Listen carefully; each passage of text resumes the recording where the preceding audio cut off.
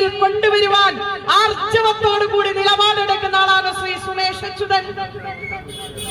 ചിറ്റൂർ നിയോജക മണ്ഡലത്തിന് ഒരു പാരമ്പര്യമുണ്ട്.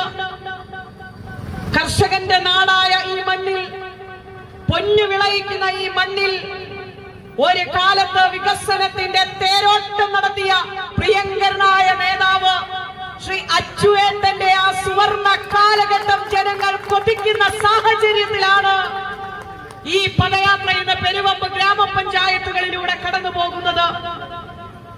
48 ദിവസം നിരാഹാര സത്യാഗ്രഹം നടത്തി ഇന്ന് ഗാന്ധി ജയന്തി ദിനത്തിൽ കാലത്ത് നിന്ന് പെരുവമ്പ് മണ്ഡലത്തിൽ നിന്ന് ആരംഭിച്ച് 14 ദിവസം നീണ്ടു നിൽക്കുന്ന പദയാത്രയ്ക്ക് ശ്രീ സുമേഷ് ഏട്ടനും മണ്ഡലം തലങ്ങളിലുള്ള സഹപ്രവർത്തകരും ഒരുമിച്ച് ചേർന്ന് ഗാന്ധിജി കാണിച്ച പാതയിലൂടെ, അഹിംസാ മാർഗത്തിലൂടെ, പദയാത്രയിലൂടെ ജനങ്ങൾക്ക് വേണ്ടി തെരുവുകളിലൂടെ ചുട്ടുപൊള്ളുന്ന വെയിലിൽ നടക്കുകയാണ്. അത് ജനങ്ങൾക്ക് വേണ്ടിയാണ്.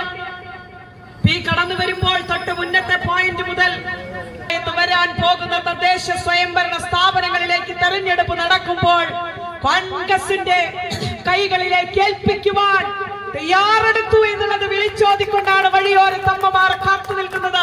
ഒരു സംശയവും വേണ്ട.